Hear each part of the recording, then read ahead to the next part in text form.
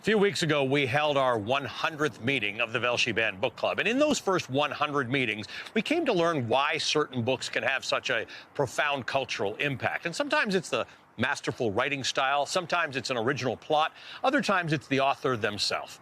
Well, today is a resounding example of all three. Today we're featuring the iconic and the beloved Judy Blume. Judy Blume's body of work, including the groundbreaking Are You There, God? It's Me, Margaret, emerged at a time when there was no dedicated young adult genre, no section in the library or bookstore for teenagers to parse through, and few pages specifically designed for young people to get lost in. Blume's ability to craft the nuanced young characters and true-to-life plots that define her literature has cemented her as one of the greatest authors of our time. Her frank and candid ability to synthesize what it feels like to be a young person has cemented her as a revolutionary. There's a refrain common in all of Judy Blume's works. Do not be ashamed. Curiosity about your body, changes to your body, bargaining with God, shattering heartbreak, sadness that won't stop, death, hating your parents and then loving them again, wanting sex and then deciding you're not ready, and the importance of friendship. All of those things, they're not just normal. They're part of a life well lived. Today we're examining Judy Blume's seminal and most frequently banned book, Forever. Set in Blume's home state of New Jersey in 1975, Forever follows the high school senior Katherine Danziger and her first love, Michael, a bespectacled skier from the town next door. They meet at a New Year's Eve party over pots of cheese fondue. Soon they're inseparable. They're talking on the phone, they're going on dates, and eventually exploring sex and the considerations one must make around that, including birth control. They call their relationship Forever. Forever is tender, it's frank, it's raw, it's real. It masterfully encapsulates the complicated and delicate feelings surrounding first love and the way it almost always ends. Quote, I wanted to tell him that I will never be sorry for loving him, that in a way I still do, that maybe I always will. I'll never regret one single thing we did together because what we had was very special. Maybe if we were 10 years older, it would have worked out differently. Maybe. I think it's just that I'm not ready for forever, end quote. With Forever and the rest of her body of work, Judy Blume changed the literary landscape and American culture. But nothing proves the transformative and lasting influence of literature more than the work that comes after it. And this is a case in point. 24 Seconds From Now by Jason Reynolds, released just 1 week ago, is being heralded as forever for young black men in America. 24 Seconds From Now is a tender look at first love and first sex through the eyes of 17-year-old Neon. With Reynolds' trademark direct language, lyrical descriptions, and endearing and complex characters, 24 Seconds From Now will resonate with anyone who's ever felt first love and anyone who's loved Judy Blume. Members of the Velshi Band Book Club will remember Jason Reynolds for the award-winning young adult novel that he co-authored, All American Boys. Reynolds is not just prolific, lauded, and best-selling. He's got an uncanny ability to write books that are needed, books that reflect modern America, a mirror for readers who need them the most. Today's meeting of the Velshi Band Book Club is officially underway. I am joined by two literary giants. I'm thrilled to be joined once again by Jason Reynolds, the author of numerous award-winning books, including the brand new 24 Seconds From Now and the iconic and genre-defining Judy Blume. Judy needs no introduction. She's the author of more than 26 novels, including the groundbreaking classic Forever. Thank you both for joining the Velshi Band Book Club today. Judy, welcome to you, and Jason, welcome back to you. Thank you. I just want to say really quickly to you, I thank you so much for what you have done to keep kids reading and to let them choose their own books. We really appreciate that. We can keep championing it, but people like you need to keep writing books, and that's why we appreciate you so much. Jason, your book, 24 Seconds From Now, it's being heralded as the answer to Forever for young black men. Talk to me about the books that explore young men's interior lives and what brought you to write this.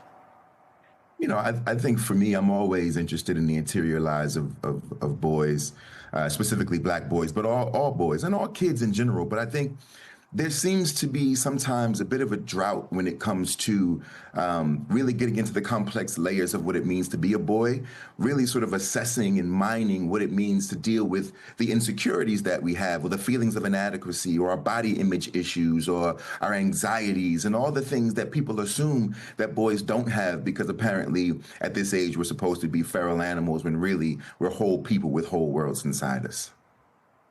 I love it. Judy, obviously you're no stranger to book banning or controversy. Go ahead. Or to Jason. I'm a big fan of Jason's. I want to play. Yes. I want to play for our viewers an interview you did in 1984 with Don Swaim, who hosted a radio show called Book Beat. Let's listen together. Who has banned your books? Who has banned my books? Parental groups who are afraid to deal with the issues, with the feelings that I write about.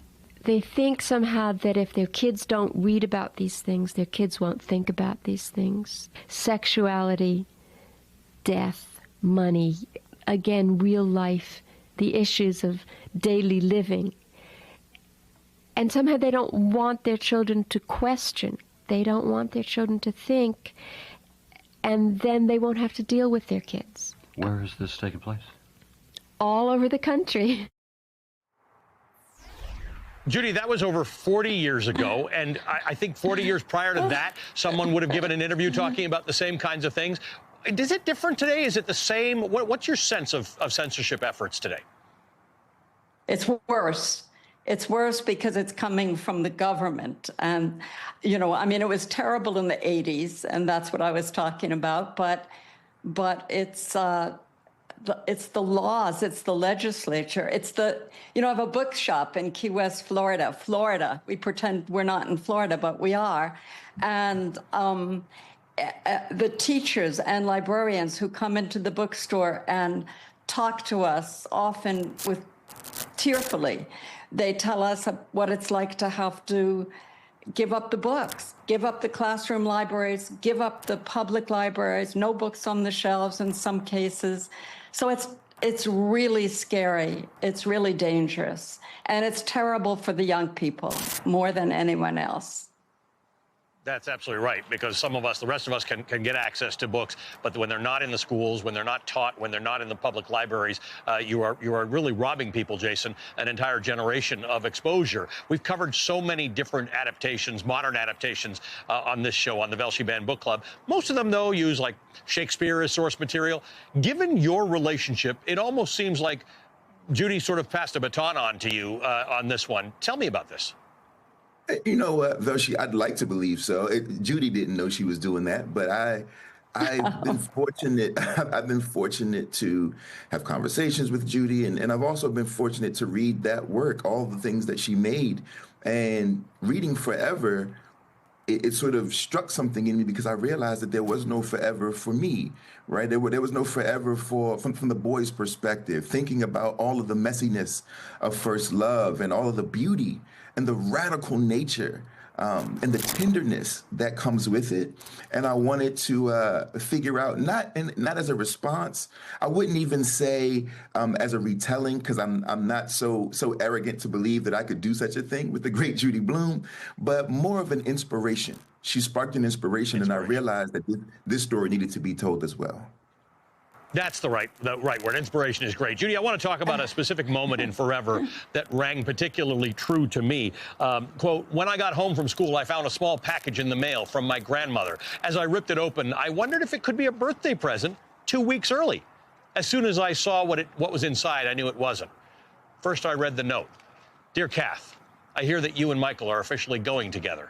Thought these might come in handy. And remember, if you ever need to talk, I'm available. I don't judge. I just advise. Love, Grandma. I pulled out a whole bunch of pamphlets from Planned Parenthood on birth control, abortion, and venereal disease. I went to the phone and dialed her office. Look, I'm glad you sent that stuff. It's very interesting, not personally or anything, but in general. I'm glad you think so. Do me a favor, though. Don't tell your mother and father. Why not? Sometimes it's hard for parents to accept the facts, so let's keep it between the two of us, end quote. That's beautiful that Catherine has that support. But you were writing this for readers perhaps who don't have someone to turn to for advice, and for parents perhaps who are having a hard time accepting the facts of life. Yeah, I wrote it a long time ago, so I don't remember everything about why I wrote. I wrote it because my daughter at 14 asked me for a book. You know this story, I'm sure, about two nice kids who do it and nobody has to die, because she was reading a lot of books then that equated sexuality with punishment, you know, and it was always the girl who was punished. I do want to say to Jason, you know, everyone deserves and wants a boyfriend like Neon. He's just so great. And let's hope that because of your book, we'll get more guys like Neon. I hope so. Jason, 24 seconds from now is your first foray into young adult romance. First love is a critical, it's a universal part of coming of age stories. Tell me more about that and why that was important to you to write about. You know, I think about how once I was in a juvenile detention center and there were young people in there, and the librarian asked me what I thought their most checked out book was. And I said, gritty, sort of real stories about their lives, things they could see themselves in. And she said, no, the romance novels are what they're checking out, because they are vicariously living through the author's words. They are incarcerated when they would be free and experiencing their firsts. And I thought to myself, wow, that's heartbreaking, but it's even more heartbreaking that those same boys don't feel comfortable or safe enough to check out this book if they were free. That we haven't created enough safety and enough vulnerable spaces for young boys to know that it's totally okay to activate their tenderness and their gentleness and their compassion and their desire, and that it's more than just a talk about consent. There's more conversations to be had about their internal sexual health. Your sense of writers who, like you, are tackling these issues that they know are going to get controversial, and yet they're so important to us, right? The whole point of the Velshi Banned Book Club is that we've got these people on here who are able to tell stories. I think more people read them because people try and ban them. When you're writing, you have to get the censor off your shoulder, or it's just not going to work. Get the critic off this shoulder, the censor off this, and work from deep inside.